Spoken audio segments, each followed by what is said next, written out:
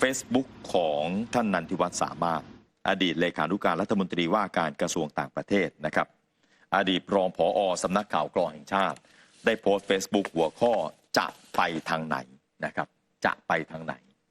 แล้วก็ไม่ยาวฮะบอกว่าการเมืองช่วงนี้ดูแปลกๆสสขอเอากระสุนปืนไปแลกนมกล่อง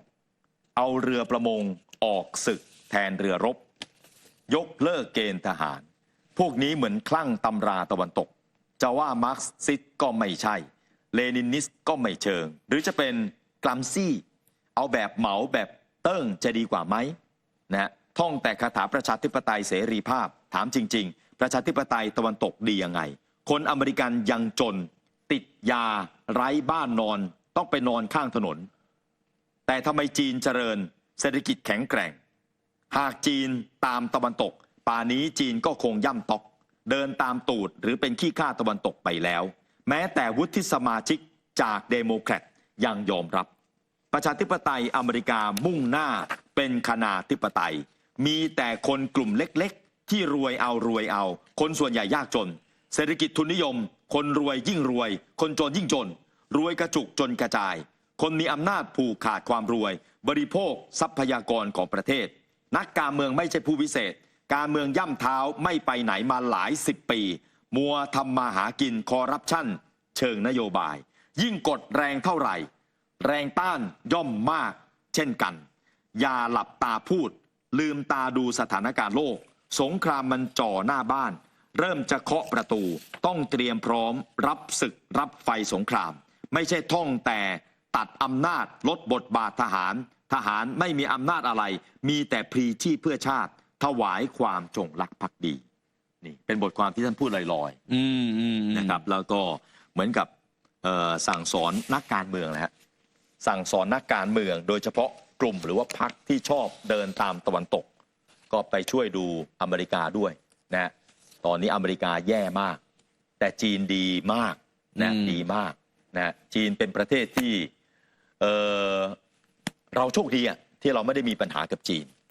และเราก็โชคดีมากๆนะฮะที่รัฐบาลจีนนั้นมีมิตรจิตมิตรใจนะเห็นเราเป็นพี่เป็นน้องใช่ไหมอันนี้เราโชคดีมากนะฮะส่วนอเมริกานั้นก็อย่างที่ท่านนันทิวัฒน์ได้โพสต์นะฮะนับวันยิ่งแย่และเดี๋ยวอีกปลายปีนี้ฮะช่วงที่หลังจากก่อนที่เราจะมีการเลือกตั้งนายกอบจ.เขาจะต้องเลือกประธานาธิบดีเนี่ยตอนนี้มีตัวเลือกระหว่างไบเดนกับทรัมป์โอ้โห2 คนนี้คือเห็นใจชาวอเมริกันจริงๆนะใช่จะเลือกใครดีวะใช่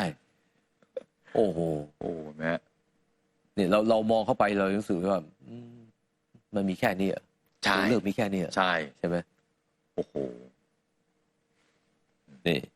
ท่านผู้ชมครับไหนๆพูดถึงเรื่องของต่างชาติเมื่อวานนี้กระทรวงท่องเที่ยวและกีฬาโดยคุณสุดาวันหวังสุภกิจโกศลประเมินจำนวนตัวเลขนักท่องเที่ยวเนี่ยนะเขาก็จะบอกเราเป็นระยะนะฮะ1 มกราคมถึง21 เมษายนมีนักท่องเที่ยวชาวต่างชาติเข้ามาเที่ยวที่ประเทศไทยประมาณ11 ล้านคนแล้วนะครับนี่นะฮะในสัปดาห์ที่ผ่านมาหลังสิ้นสุดเทศกาลสงกรานต์นักท่องเที่ยวต่างชาติก็จะชะลอตัวลงกลับเข้าสู่แนวโน้มปกติเทียบกับสัปดาห์ที่ผ่านมาซึ่งมีนักท่องเที่ยวเพิ่มมากขึ้นจำนวนมากเพราะว่าเขามาเที่ยวหลังสงกรานต์นี่นะแต่ว่าตั้งแต่ต้นปีเลยนะฮะ1 มกราคมถึง21 เมษายนเนี่ยเข้ามา11 ล้านคนแล้วนะครับขณะเดียวกันนักท่องเที่ยวกลุ่มตลาดหลักขยายตัวโดยเฉพาะนักท่องเที่ยวชาวอินเดียนะฮะเดินทางเข้ามาท่องเที่ยวเพิ่มขึ้น 4,591 คนถ้าคิดเป็นร้อยละก็ประมาณ11.9%เพิ่มขึ้นจากสัปดาห์ก่อนหน้านี้นะครับหลังจากที่กลุ่มนักท่องเที่ยวชาวอินเดียเขาเสร็จสิ้นการปฏิบัติศาสนกิจในช่วงเทศกาลนวราตรีก็เลยทำให้ภาพรวมนะครับสัปดาห์ที่ผ่านมามีนักท่องเที่ยวต่างชาติเข้ามาทั้งสิ้น 572,809 คนแต่ที่ขึ้นอยู่ที่หน้าจอเนี่ยเป็นตัวเลขรวมนะฮะตัวเลขรวมที่เข้ามาตั้งแต่1 มกราคมแล้วเราก็จะเห็นนะครับว่าอันดับสูงสุดก็คือจีนเห็นไหม 2 ล้านกว่าคนรองลงมาก็เป็นมาเลเซีย1.4 ล้านนี่นะจีนกับมาเลเซียจำนวนนักท่องเที่ยวที่เข้ามาเนี่ยเริ่มห่างกันมากขึ้นแล้วเกือบจะ1 ล้าน อันดับ3ก็จะเป็นรัสเซีย700,000 กว่าคนอันดับ4ก็จะเป็นเกาหลีใต้นะฮะ600,000 กว่าคนแล้วก็อันดับ5ก็เป็นอินเดียนี่นะฮะแต่ถ้าหากว่าจะนับเฉพาะ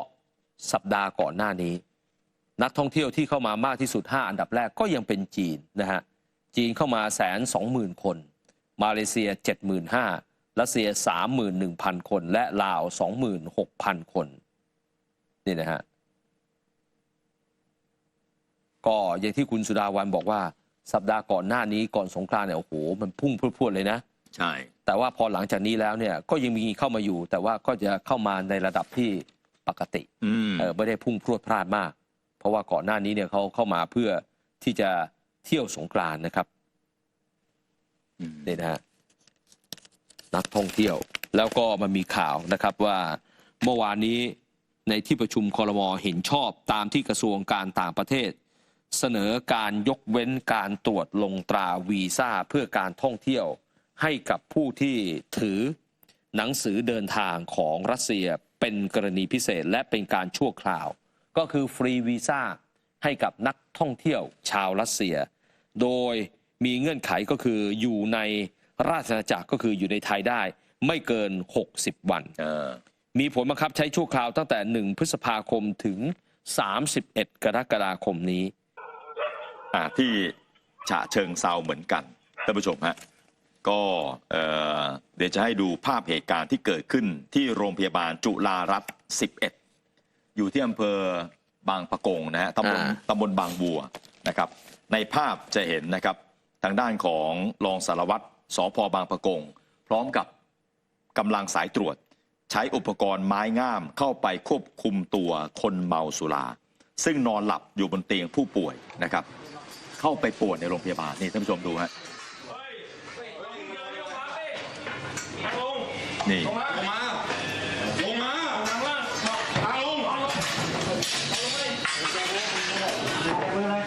คนเมาท่านผู้ชมฮะคนเมาพกมีดเข้าไปในโรงพยาบาลนะครับแล้วก็เดินป่วนขึ้นไปถึงชั้น7นะชั้น7ทำให้แพทย์กับพยาบาลที่เข้าเวรอยู่ต้องปิดประตูห้องทำงานเพื่อความปลอดภัยไม่กล้าออกมามันก็เดินขึ้นมาเรื่อยฮะมันก็เดินขึ้นมาเรื่อยจนถึงชั้น7มีมีดนะฮะใครก็ไม่อยากจะไปยุ่งกับมันนะครับก็โทรแจ้งตำรวจให้มาควบคุมสถานการณ์นะครับร้อยตำรวจเอกไกรศักดิ์เฉยฉิวก็นำกำลังมานะครับคนเมาคนนี้ชื่อนายนิกรนะฮะมากลางดึกเลยครับมากลางดึกพกมีดเข้ามานะฮะบุกป่วนโรงพยาบาลเห็นไหมนี่คือนายนิกรเนี่ยนะฮะก่อนเกิดเหตุขี่รถมอเตอร์ไซค์นะครับนอนอยู่ริมข้างทางนะครับแล้วก็เขาเนี่ยพาคนเมาคนหนึ่งเนี่ยที่นอนอยู่ริมข้างทางมาส่งที่หน้าโรงพักแล้วเขาก็ขี่รถจักรยานยนต์ออกไปทันทีนะครับนายนิกรบอกว่าตอนนั้นมีอาการปวดหัวก็รีบมาหาหมอนะครับเพื่อขอยาแก้ปวดแต่จำไม่ได้ว่าต้องไปที่ห้องไหนจึงเดินไปทั่วแล้วเกิดอาการง่วงนอนจึงเข้าไปนอนพักส่วนมีดที่พกไว้ป้องกันตัวเฉยๆนะครับนี่นะมาร่วมสนับสนุนท็อปนิวส์นำเสนอความจริงได้แล้ววันนี้เพียงกดปุ่ม Super Thanks แล้วเลือกจำนวนเงินตามที่ต้องการได้เลยครับขอบคุณครับ